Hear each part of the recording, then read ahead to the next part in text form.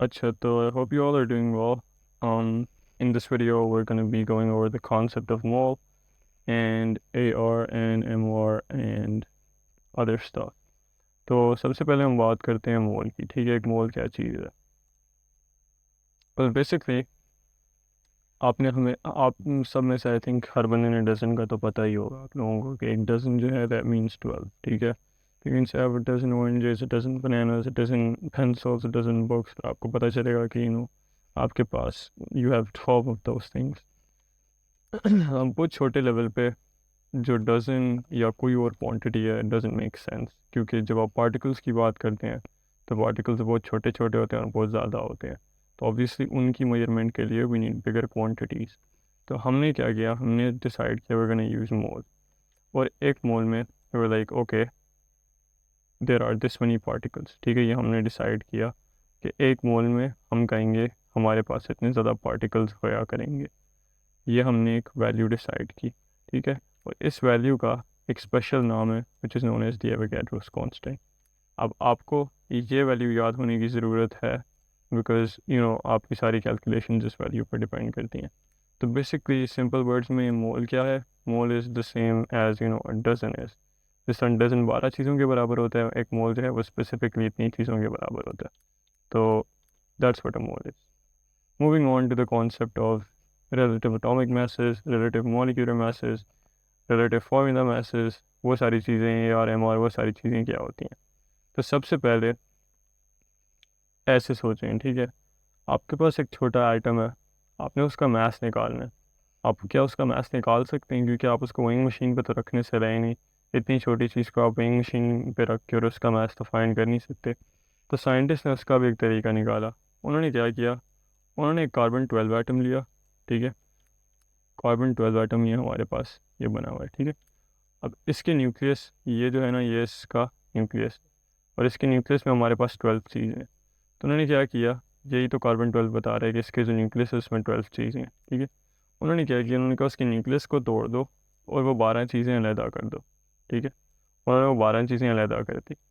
अब उन्होंने क्या किया, उन्होंने कहा उसमें से किसी भी एक चीज़ को कंसिडर कर लो। ठीक है, इसको कर लो, इसको इसको इसको इसको, whichever one you want to you can consider that thing, right? उन्होंने एक चीज़ ली और उन्होंने उसको कंसिडर कर दिया। अच्छा, ये 10 नहीं है, just to make it clear, ये 10 नहीं है। ये वो एक चीज़ है, एक न्यूक्लियन है। न्यूक्लियन वो पार्टिकल होता है जो न्यूक्लियस से निकला हुआ होता है। ठीक है, ये एक न्यूक्लियन है, क्योंकि हमने न्यूक्लियस को तोड़ के इसको निकाला है, तो that's why this is a nucleon. तो ये हमने न्यूक्लियन लिए और हमने क्या कहा, हमने कहा आज से इसका मैस जो है ना वो 1 हुआ करेगा। ठीक है, हेयर मी आउट अगेन, हमने ये एक न्यूक्लियन लिया, हमने कहा आज से इसका मैस जो है ना वो 1 हुआ करेगा। ठीक है, कार्बन 12 के न्यूक्लियस से हमने एक न्यूक्लियन निकाला, हमने कहा उस न्यूक्लियन का मैस 1 होगा। ये बात हमने डिसाइड कर ली। ठीक है, हमने कहा ये 1 हो गया। अब आज के बाद कोई भी और एटम ले लो, ऑक्सीजन का एटम ले लो, सल्फ़र का एटम ले लो, I'm gonna draw it over here, oxygen का ले लो, ठीक है, हाइड्रोजन का ले लो, हीलियम का ले लो, सोडियम का ले लो, किसी भी चीज़ का एटम ले लो या कोई भी मॉलिक्यूल ले लो, H2O, ठीक है, NO2, ठीक है, NH3, कोई भी मॉलिक्यूल ले लो, कोई भी पार्टिकल ले लो, उसका मैस जब फाइंड करना होगा ना, तो उसको हम क्या करेंगे, उसको हम इस एक न्यूक्लियन से कंपेयर करेंगे जिसको हमने मैस कह दिया है कि उसका 1 हुआ करेगा। ठीक है, हम इस एक न्यूक्लियन से उसको कंपेयर किया करेंगे और उसके कंपैरेटिवली जो भी उसका मैस बन रहा होगा हम उसको वो अलॉट कर देंगे। हमने कहा ठीक है। अब हमने क्या किया, हमने पहले ऑक्सीजन लिया। ऑक्सीजन के लिए हमें पता चला कि अच्छा ऑक्सीजन का जो मैस था ना that was 16 times greater than this 1 value. ठीक है, तो हमने क्या किया, हमने कहा अच्छा अगर वो 16 टाइम्स ग्रेटर है तो उसका मतलब है oxygen is going to be 16, क्योंकि 1 × 16 = 16। ठीक है, हमने इस तरह सल्फ़र के लिए किया, हमें पता चला सल्फ़र का जो मैस है वो 32 है। हीलियम को इसके साथ कंपेयर किया, वी फाउंड आउट कि उसका 4 है। हाइड्रोजन को इसके साथ कंपेयर किया तो वी फाउंड आउट इसका 1 है। ठीक है, मतलब हर चीज़ को, हर हर एटम को हमने इसके साथ कंपेयर किया और फिर हमने डिसाइड किया कि अच्छा यार ये क्या है, ये क्या है, ये क्या है, ये क्या है। ठीक है, इन द सेम वे हमने एटम्स के साथ करने के बाद ये काम मॉलिक्यूल्स के साथ किया। हमने कहा ठीक है ये चीज़ तो हमें पता है, इसका मास 1 हमने कह दिया है। तो अब इस वाली चीज़ को, इस वाली चीज़ को और इस वाली चीज़ को इसके साथ कंपेयर कर देते हैं, और उसको कंपेयर करने के बाद हमें पता चल जाएगा कि this thing is x many times greater than this thing. तो हमने वही किया, हमने ऑक्सीजन का मॉलिक्यूल लिया, उसको इसके साथ कंपेयर किया, तो वी फाउंड आउट कि जो ऑक्सीजन का मॉलिक्यूल था that was around 32 times greater than this thing. हमने कहा ठीक है, इसका जो हम मास है वो 32 लेंगे। फिर हमने वो कार्बन डाइऑक्साइड के साथ किया, हमने कहा उसका मास 40 लेंगे। हमने वाटर के साथ किया, हमने कहा उसका मास हम 18 लेंगे। हमने ये काम कर दिया मॉलिक्यूल्स के साथ, ठीक है। उसके बाद हमने वही एग्जैक्ट काम किया अपने आयोनिक कंपाउंड्स के साथ। हमने NaCl, KBr, ये तो मैंने यहाँ पर एग्जांपल ली हुई है, लेकिन हमने आयोनिक कंपाउंड्स लिए, हमने उनको क्या किया, हमने उनको, ये जो हमारे पास स्टैंडर्ड बॉल थी, हमने इसके साथ कंपेयर किया and we found out how many times greater they were in mass, ठीक है। तो वी फाउंड आउट कि जो NaCl था that was about 58 times greater than this tiny ball. तो हमने कहा ठीक है, इसका मास जो है वो 58 हुआ करेगा। उसके बाद हमने we did the same thing for another ionic compound which was KBr। हमने उसको कंपेयर किया इसके साथ, and you're like okay, it seems कि जो KBr है that is 119 times greater than this ball, therefore इसका जो हमने मास लेना है वो 119 लेना है। तो बेसिकली हमने किया क्या, हमने चाहे वो आयोनिक कंपाउंड हो, वो मॉलिक्यूल हो, वो एटम हो, हमने क्या किया, हमने उन बॉल को इस बॉल के साथ कंपेयर कर लिया, ठीक है। And we were like okay, अगर ये इतने टाइम्स ग्रेटर होएगा इस बॉल से तो उसका मास उतना हो जाएगा, ठीक है। That's basically what we did. अब ये सब आपको पता होने की ज़रूरत नहीं है, ये सब आपको पता होने की ज़रूरत नहीं है फॉर ऑल, क्योंकि ये जो था ये सिर्फ मैं आपको समझाने के लिए बता रहा था। तो पता होने की ज़रूरत जिस चीज़ की है वो मैं आप उस पर I will come to in a second. तो एटम्स के लिए जब हमने ये सारा काम किया तो हमें ये जो वैल्यूज़ पता चली, इन वैल्यूज़ को हमने कहा AR, ठीक है। हमने जब आयोनिक कंपाउंड्स के साथ किया, हमें ये जो वैल्यूज़ पता चली, हमने इनको कहा MR, ठीक है। इन वैल्यूज़ के साथ जब हमने किया तो हमने कहा इन वैल्यूज़ को हम कहेंगे MR, ठीक है। तो एटम्स AR, ठीक है, बाकी आयोनिक कंपाउंड और मॉलिक्यूल्स का हमने कहा MR। अब इसका नाम क्या है, इसको हम कहते हैं रिलेटिव मोलिकुलर मास, क्योंकि ऑब्वियसली ये मॉलिक्यूल्स है।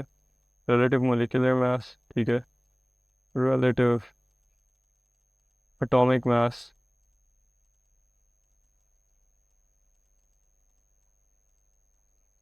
और इसको हम कहते हैं relative formula mass.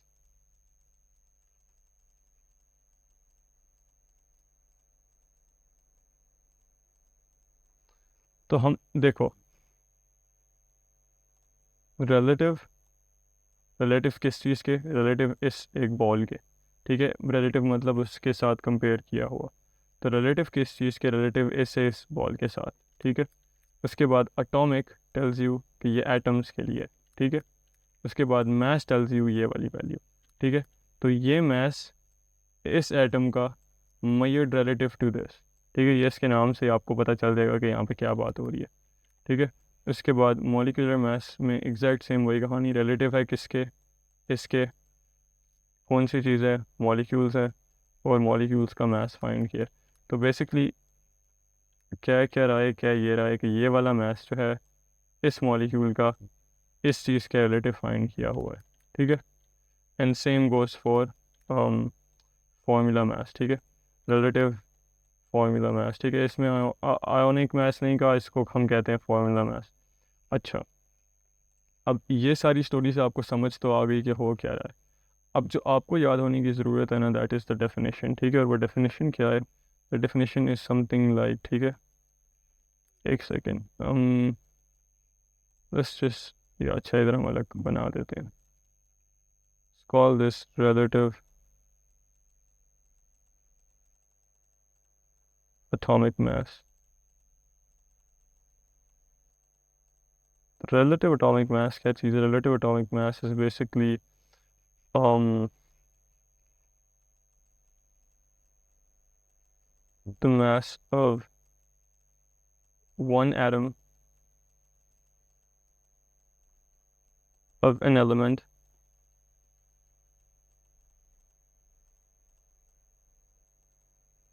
relative to 1/12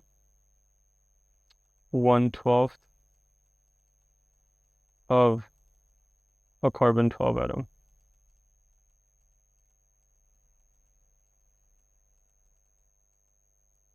अच्छा, अभी ये देखो, ये जो डेफिनेशन है ना, ये आपको याद करने की ज़रूरत है, ठीक है। और ये जो पूरी हमने यहाँ पर स्टोरी समझाई है ना यहाँ पर, वो बेसिकली इस डेफिनेशन को ही एक्सप्रेस कर रही है। तो if I can draw this with अच्छा एक second, let's use a highlighter over. अच्छा, तो देखो, the mass of one atom, तो एटम था, जैसे हमने ये एक एटम लिया, ऑफ एन एलिमेंट, एलिमेंट हमारे पास ऑक्सीजन था, इसका मास, ठीक है, इसका जो मास है इस एक एटम का, it's measured relative to 1/12 of a carbon twelve atom. तो ये कार्बन-12 है, ठीक है, इसके 12 हिस्से थे, हमने 12 अलग अलग करके लिख लिए और हमने उन 12 हिस्सों में से 1 चूज़ किया, ठीक है। हमने उन 12 हिस्सों में से, इन 12 हिस्सों में से सिर्फ एक को स्टैंडर्ड लिया, तो इसको कहते हैं 1/12, ठीक है, 1/12। और 1/12 किस चीज़ का? 1/12 कार्बन-12 एटम का, ठीक है। तो बेसिकली वो डेफिनेशन क्या है, क्या रही है, वो डेफिनेशन क्या है, ये रही है कि आपके पास ये ऑक्सीजन एटम है, ठीक है, इसका जो मास है वो मेजर हुआ बाय रिलेटिव इस चीज़ के, और ये चीज़ क्या है, ये चीज़ 1/12 है कार्बन-12 एटम की, ठीक है। तो इस पूरी स्टोरी का ये मतलब है बेसिकली। तो ये इसकी डेफिनेशन है, and that's the only thing you need to know from this, ठीक है। This definition is what you need to learn, ठीक है। ये सारी स्टोरी वो आपसे नहीं पूछेगा, this is just to explain कि हो क्या रहा है। इन द सेम वे हम यहाँ पर इसकी डेफिनेशन लिख लेते हैं रिलेटिव मॉलिक्यूलर मास की, ठीक है, रिलेटिव मॉलिक्यूलर मास।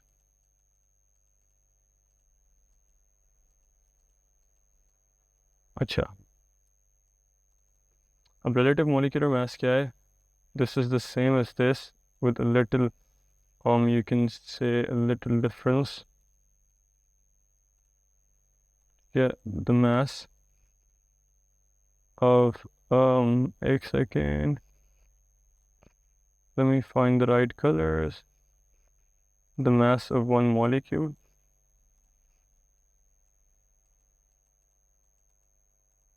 ठीक है, of you can say of a covalent compound,